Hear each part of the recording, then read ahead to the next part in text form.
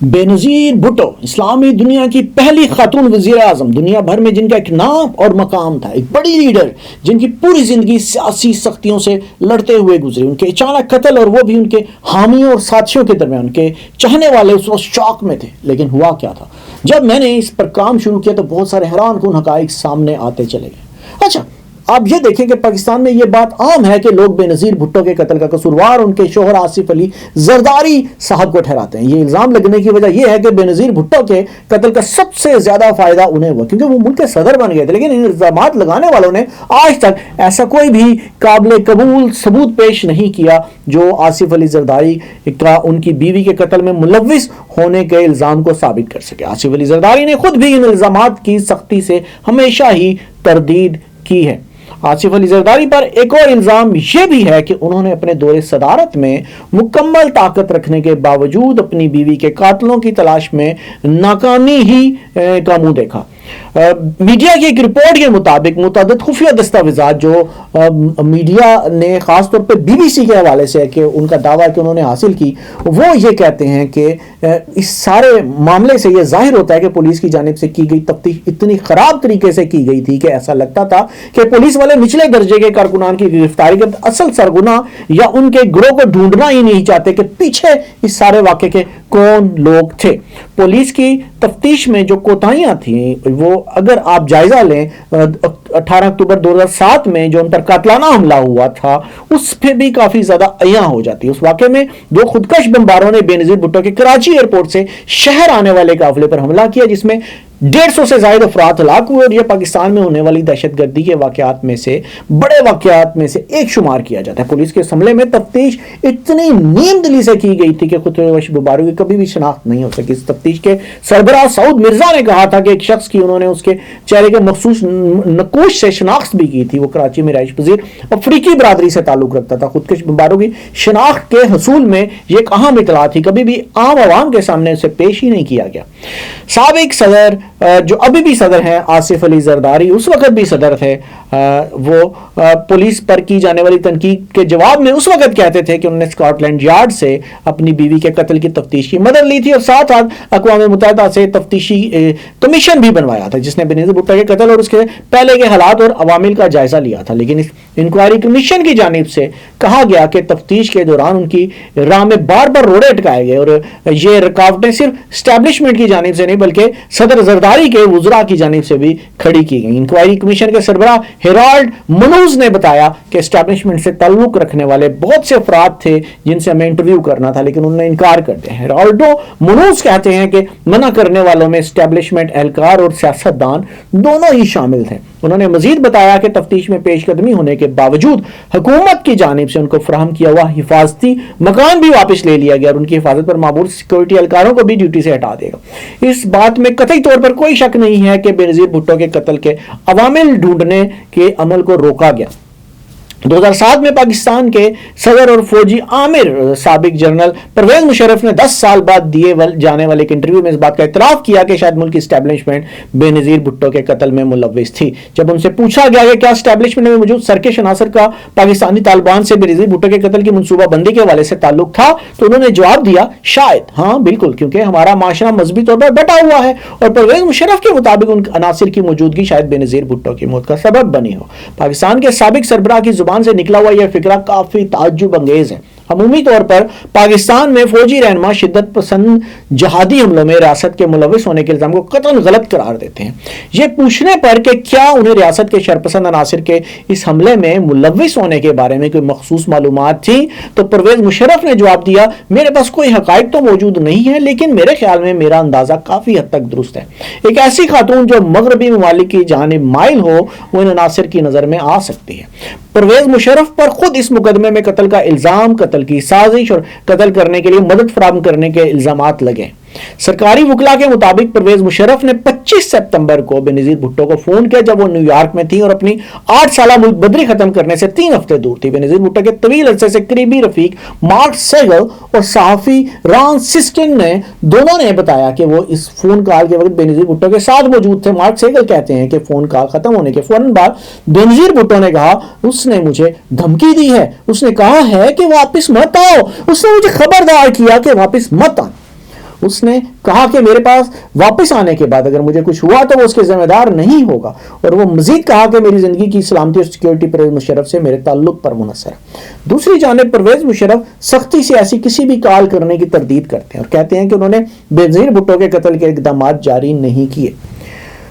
Be B C جیسے بڑے ادارے سے ماضی میں گفتگو کرتے ہوئے انہوں نے کہا کہ سچی بات تو یہ ہے کہ میں اس پر ہنستا ہوں کہ میں کیوں کروں گا اس سے ایسے قتل، لیکن پرویز مشرف کے خلاف قانونی کارروائی اس وقت معطل ہے کیونکہ سابق صدر اس وقت دبئی میں خود ساختہ جلا وطنی کاٹ رہے تھے اور اب تو وہ اس دنیا میں بھی نہیں ہے۔ دوسری جانب بینظیر بھٹو کے صاحبزادے اور سیاسی وارث بلاول بھٹو پرویز مشرف کے صفائی کی مکمل تردید کرتے رہے اور پرویز مشرف سے ساری صورتحال سے وہ کہتے تھے کہ فائدہ اٹھاتے میری والدہ کو قتل کروا، انہوں نے جان بوجھ کر میری والدہ کی سیکورٹی کو کمزور کیا تاکہ وہ قتل ہو جائیں اور منظر سے ہٹ جائیں۔ پرویز مشرف کی کارروائی تو اس وقت رکی ہوئی ہے لیکن اس مقدمے میں نامزد دوسرے افراد کو بھی بری کر دیا گیا، یہ سوالیہ نشان ہے۔ اب میں آپ کو ایک اور حیران کن حقیقت کی جانب لے کر چلتا ہوں۔ آپ کو معلوم ہے بینظیر بھٹو کے قاتلوں کے حوالے سے جیسے جیسے شواہد ملتے گئے وہ قتل ہوتے رہے۔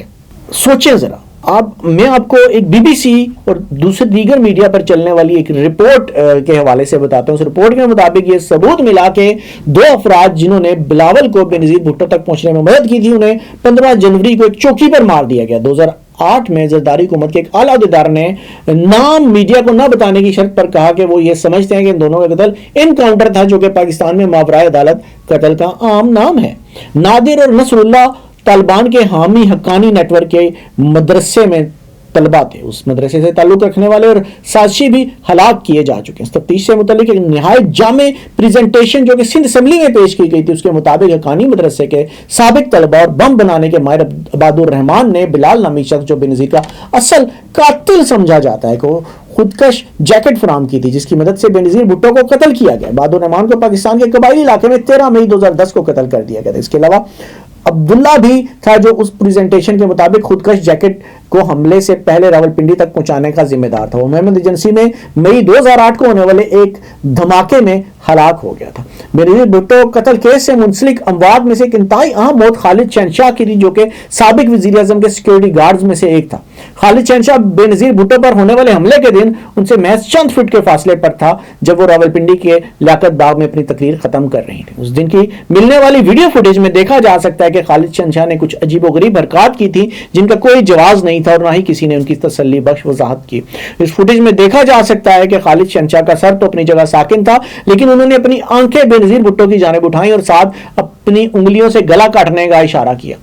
یہ فوٹیج سامنے آنے کے بعد وائرل ہو گئی اور اس کے چند ماہ بعد 22 جولائی 2008 کو انہیں کراچی میں اپنے گھر کے باہر قتل کر دیا گیا۔ دوسرے عام ہلاک ہونے والے شخص تفتیش پر مامور سرکاری وکیل چودھری ذوالفقار تھے۔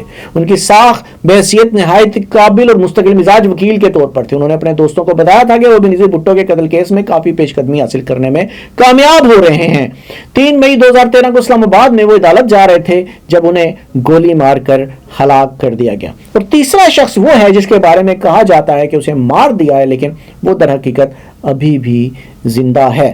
مبینہ سازشیوں نے اپنے اعترافی بیان میں کہا تھا کہ بینظیر بھٹو پر حملے والے دن ایک اور خودکش بمبار اکرام اللہ بلال کے ہمراہ تھا۔ کیونکہ بلال اپنے مقصد میں کامیاب ہو گیا تو اکرام اللہ کی ضرورت نہیں پیش آئی اور وہ وہاں سے چلا گیا۔ سالوں تک پاکستانی حکام یہ کہتے رہے کہ اکرام اللہ کو ڈرون حملے میں ہلاک کیا جا چکا ہے۔ 2017 میں مرکزی پراسیکیوٹر محمد اظہر چودھری نے میڈیا کو بتایا کہ پاکستانی تفتیشی اداروں کی جانب سے جمع کیے گئے شواہد کی روشنی میں یہ ثابت ہوتا ہے کہ اکرام اللہ زندہ نہیں ہے۔ لیکن اگست 2017 میں پاکستانی حکام نے 28 صفحات پر مبنی فہرست جاری کی جس میں ملک میں سب سے زیادہ مطلوب دہشت گردوں کا نام درج تھا۔ اس فہرست میں 9ویں نمبر پر درج نام جنوبی وزیرستان کے رہائشی اکرام اللہ کا تھا اور کہ نام کیا کہ درج تھا کہ وہ بینظیر بھٹو کے قتل میں ملوث ہے۔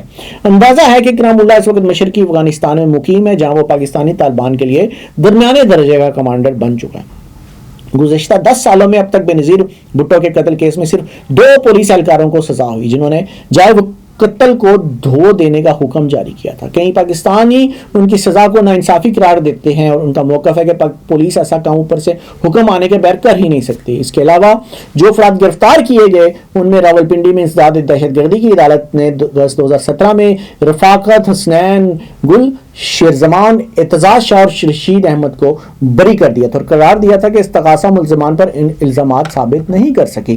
بینظیر بھٹو کے قتل کے چند ہفتوں بعد 5 ملزمان نے 15 سالہ بلال کے القاعدہ اور طالبان کے کہنے پر مدد کرنے کا اعتراف کیا۔ حراست میں لیے جانے والے पहले शख्स एतजाज शाह को पाकिस्तानी तालिबान ने कहा था कि वो बेनज़ीर भुट्टो को विफद करने के लिए खुदकश बमबार मुंतखब हुआ है, लेकिन उसे मुतबादल बमबार की हैसियत पर मुंतकिल कर दिया गया था, जो उस वक्त सामने आता और अगर पहली कोशिश नाकाम हो जाती, और इस बात पर वो खफा भी हुआ। इसके अलावा दो और अफराद रशीद अहमद और शेर जमान ने इतराफ़ किया कि वो इस साजिश में दरमियाने दर्जे के मुंतज़मीन थे। उनके अलावा रावलपिंडी से ताल्लुक़ रखने वाले दो रिश्तेदार हुसनैन गुल और रफ़ाकत हुसैन ने हुकाम को बताया कि उन्होंने बेनज़ीर भुट्टो को कत्ल करने से एक रात कबल बिलाल को रिहाइश फराहम की थी, क्योंकि ये तमाम इतराफ़ी बयानात बाद में वापस ले लिए गए थे। बेनज़ीर भुट्टो के कत्ल से चंद घंटे कबल मिलने वाले फोन रिकॉर्ड से साजिशों के महल्ले वकूअ और गुफ्तगू इन इतराफ़ी बयानात की सच्चाई की तस्दीक करती है, जो बाद में वापस ले लिए गए थे। हुसनैन गुल ने पुलिस को इस अपार्टमेंट में मजीद शवाहिद दिखाए थे जहां बिलाल ने रात गुजारी थी। बिलाल के जिस्म से मिलने वाले डीएनए और इस अपार्टमेंट से मिलने वाले डीएनए को बाद में अमेरिका लैब में तस्दीक के लिए भेजा गया, जहां वो आपस में बराबरी का जो जोड़ साबित यानी वो हकीकी साबित होगा। अब से कुछ माह कबल तक इस मुकदमे पर तफ्तीश करने वाले सरकारी वकला का ख्याल था कि वो मुबैना मनसूबा साजों तक पहुंच जाएंगे, लेकिन सितंबर में इनके अज़ाइम के सामने रुकावट आ गई, जिससे ये मुकदमा खत्म हो गया, क्योंकि जज ने यह फैसला दिया कि शवाहिद जमा करने और अदालत में पेश करने के तरीकाकार में गलतियां थी, जिसका मतलब था कि तमाम मुल्ज़मान को बरी किया जाए। अभी भी पांचों मुल्ज़मान अपील का नतीजा आने तक हिरासत में हैं। ये एक दफा फिर जाहिर करता है कि हाजिर और रिटायर्ड इस्टेब्लिशमेंट अफसरान पर मबनी पाकिस्तान की जो एक इस्टेब्लिशमेंट है, एक खुफिया नेटवर्क है, जो मुल्क के कौमी मफादात को अपनी जिम्मेदारी समझते हैं और इसी के तहफ़्फ़ुज़ की खातिर फैसले करते हैं। यानी पाकिस्तान के अंदर भी एक बड़ा ऐसा नेटवर्क मौजूद है जो पाकिस्तान में बहुत सारे मामलात ऑपरेट कर रहा है। ये नादीदा है, सामने नहीं आता, लेकिन बड़े बड़े वाक़यात सामने लाने में और करने में यही एक नेटवर्क बैठा हुआ है, और तमाम चीज़ें उसी की मर्ज़ी से होती हैं, चाहे वो बेनज़ीर का कत्ल हो, चाहे इस तरह का कोई भी दीगर बड़ा वाक़या। अगले प्रोग्राम तक के लिए इजाज़त दीजिएगा। अगले प्रोग्राम में नए मौजू और नए शवाहिद और नई स्टोरी के साथ फिर हाजिर होऊंगा। तब तक के लिए इजाज़त दीजिएगा। अल्लाह हाफिज़।